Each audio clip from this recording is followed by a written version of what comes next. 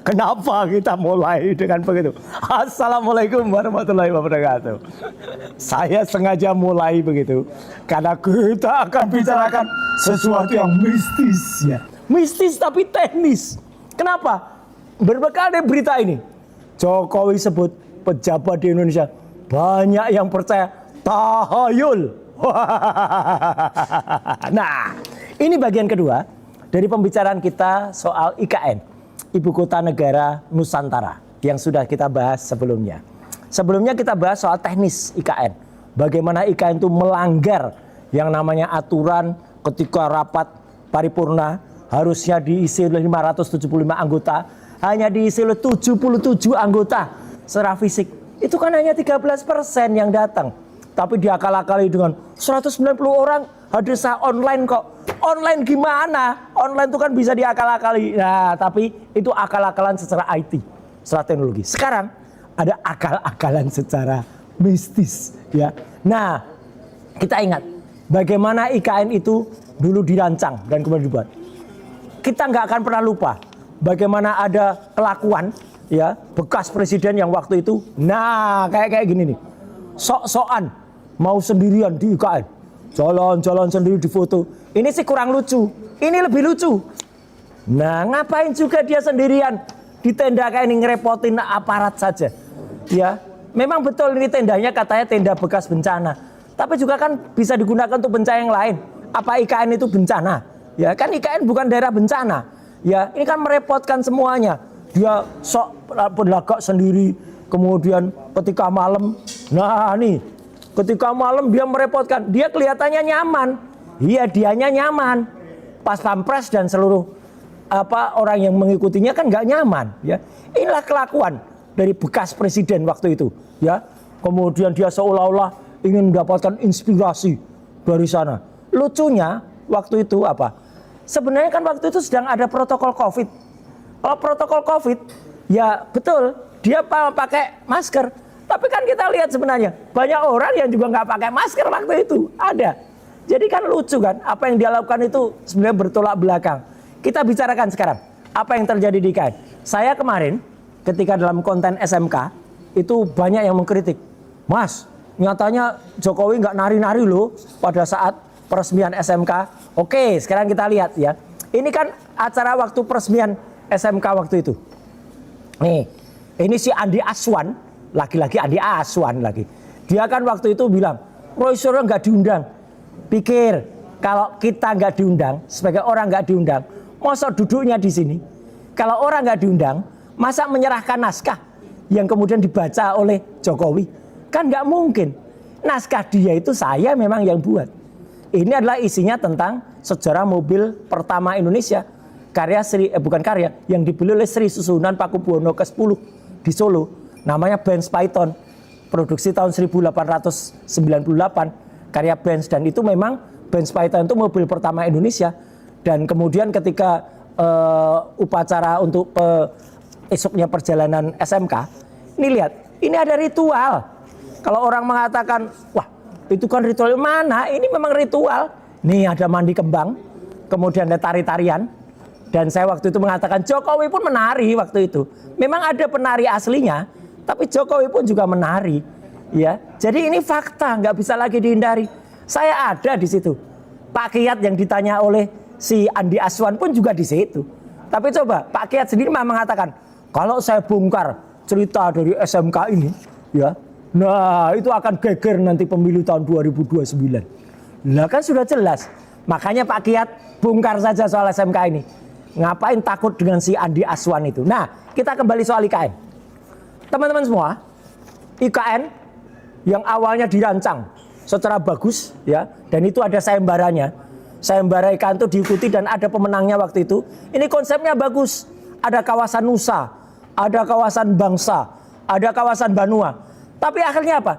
Dikerjakan oleh seorang seniman dari Bali, ya, Nyoman Nuarte, ya. Dan kalau kita lihat, nah ini mirip-mirip nih kayak baju kebesaran yang sering dipakai, yang ini salah. Ini dia pakai baju ini tuh sebenarnya juga salah, ya. Ini topi kebesaran yang sering dipakai oleh Amangkurat. Dan sebenarnya Amangkurat pun bukan Amangkurat yang cocok yang dia pakai. Ya karena Amangkurat ini adalah Amangkurat yang tidak terlalu bijak. Awalnya malah dia ini bekas presiden pengen pinjem baju pada raja asli di Jogja. Alhamdulillahnya raja asli nggak menyetujui. Karena mana boleh, yang namanya baju itu kalau dalam tradisi adat itu punya sifat kandel. Sifat kandel itu adalah punya sesuatu yang memang dia melekat pada diri sosok yang bersangkutan. Nggak boleh sembarangan dipakai orang gitu. Enak aja baju mau dipinjem-pinjemkan kepada si bekas presiden. Nggak boleh. Dan akhirnya jadinya apa? Ya inilah yang kita lihat.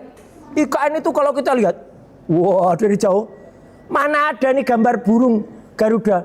Ini istana Voldemort, ya. Istana yang ada di film horor itu, ya, film misteri itu, ya. Ini nggak membanggakan babar blas, ya. Dan bahkan kalau malam ini orang menggambarkan, Mas itu nggak kayak istana presiden, kayak istana kelelawar. Ini lo lihat gambaran dari IKN kayak gini. Calon ibu kota negara kok malah jadi ledek-ledekan kayak gini kan malu kita. Nih, ini yang ada di sosmed. Masa IKN digambarkan kayak gorila kayak gini. Istana kerajaan jin. Dan Joko Anwar itu bahkan pernah merancang karena IKN daripada sepi ya, itu akan dibuat film horor. Dan siapa pemeran bintang utama yang diusulkan oleh banyak masyarakat? Ternyata yang paling banyak diusulkan oleh masyarakat adalah Gibran.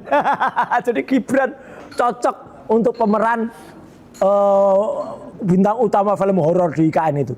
Dan itu cocok juga dengan pendapatnya Rocky Gerung, pendapatnya tokoh-tokoh. Udah deh, jaga IKN sana itu daripada ngerepotin Pak Prabowo. Saya kira itu benar ya.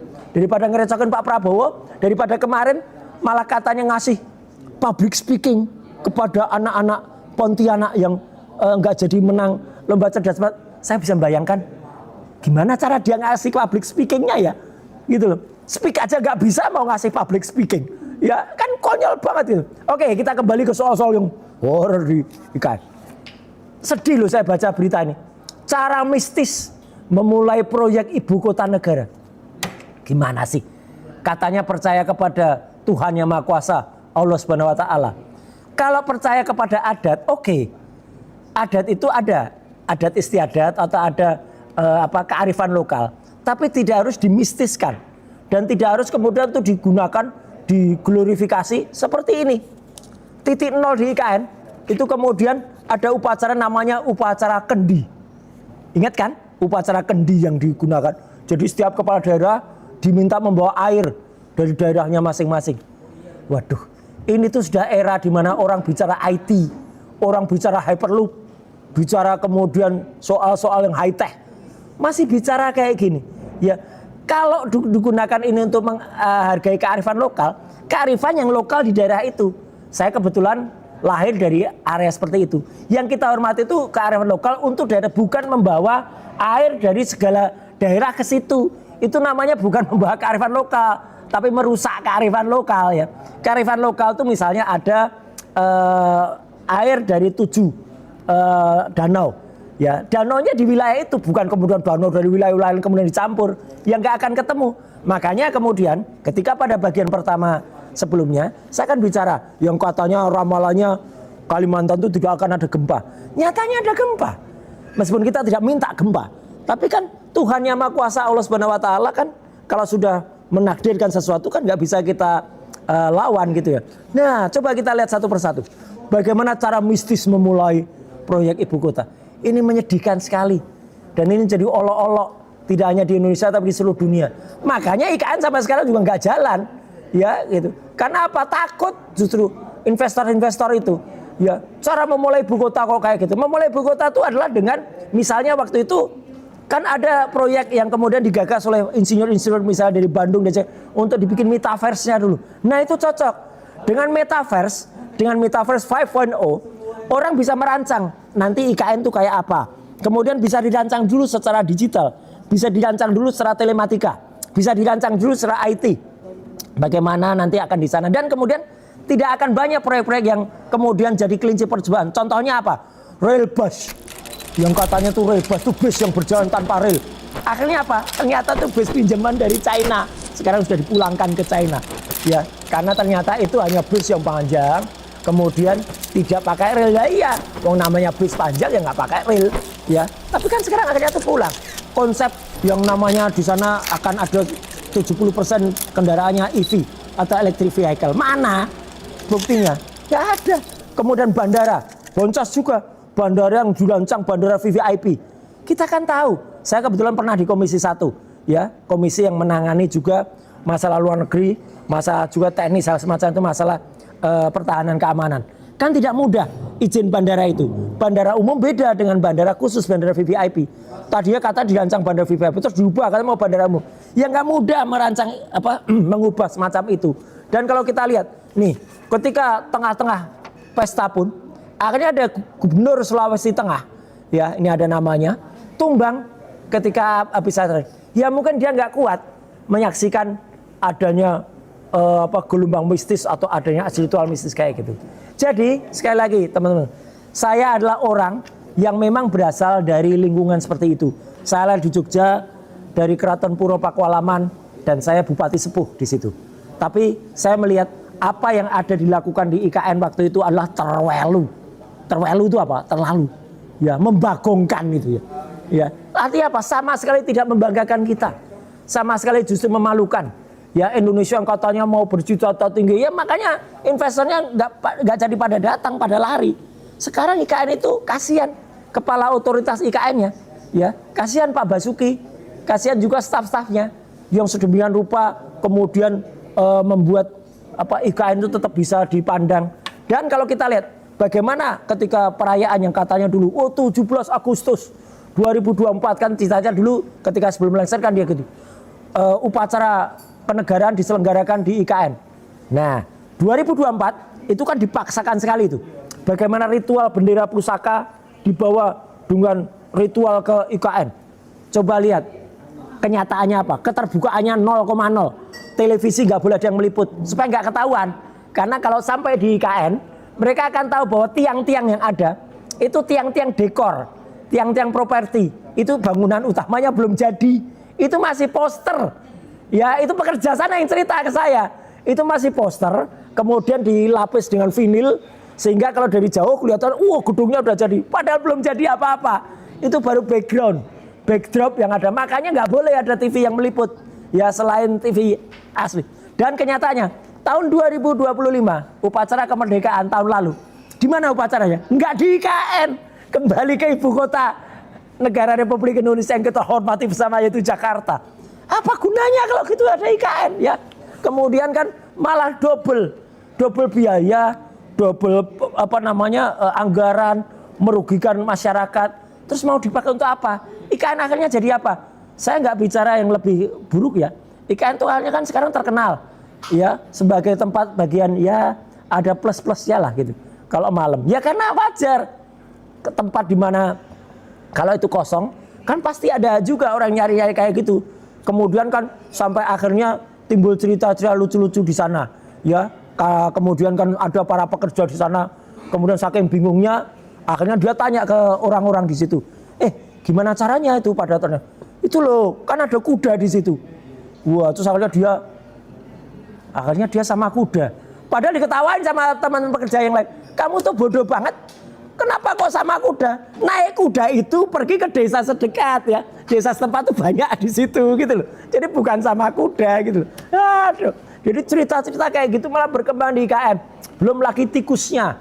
Belum lagi binatang-binatang liar yang berkembang. Anggaran pemeliharaan IKN tuh membuat boncos negara. Jadi sebelum kemudian menghabiskan anggaran dicacahkan 460 sekian triliun. Yang sekarang sudah habis 100 sekian ya. Mungkin sudah lebih ya. Lebih baik stop anggaran untuk IKN. Makanya kita kembali kepada keputusan Mahkamah Konstitusi yang meskipun keputusan itu tidak kemudian menutup IKN, tidak kemudian membatalkan IKN, tapi putusannya adalah mengembalikan ibu kota negara, ya sementara ini kembali ke Jakarta. Itu saya kira sudah betul dan tidak perlu lagi diterbitkan Kepres. Daripada apa? Saya khawatir nanti ritual kayak gini. Nah, ini nanti malah akan banyak dipakai oleh orang-orang yang kemudian, ini fakta loh, ini fotonya ya, meskipun nggak ada hubungannya dengan IKN. Ini jauh sebelumnya. Kayak gini malah akan diikuti oleh orang-orang untuk mencari-cari sesuatu yang lain-lain lagi. Jadi teman-teman semua ya, mulai dari waktu itu ada SMK ya, yang kemudian ada ritualnya, dan ini fakta, nggak bisa lagi dibantah ya, ritual SMK ini. Kemudian sampai kepada ritual kendi di IKN ini. Kayak gini memang ada di Republik kita. Kayak gini memang ada di negara kesatuan Republik Indonesia di bawah bekas Nusantara, bekas ini ketika Majapahit, ketika Sriwijaya, bahkan ketika zaman animisme, dinamisme memang sudah ada.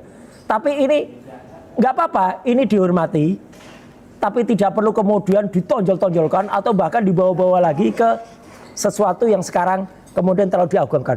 Namanya penyiraman kepada wahana atau kepada kendaraan kayak gini sah, boleh. KRI, kapal itu sering juga kemudian dipecahkan kendi oleh laksamana, pesawat baru datang kemudian disiram atau apa, itu upacara kayak gitu sah, tapi tidak kemudian dengan melebih-lebihkan bahkan lebay seperti yang terjadi di IKN.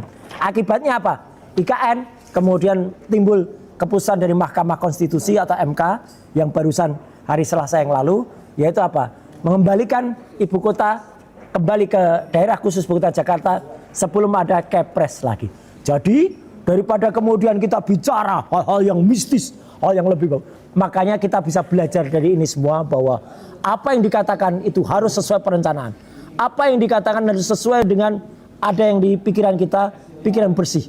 Jadi jangan asal bicara, jangan asal we walk the talk, only the talk kayak gini. Ya, ini kan orang yang selalu bicara kayak gitu, dan ini selalu dikatakan oleh bekas presiden kita. Sekian, terima kasih. Wassalamualaikum warahmatullahi wabarakatuh.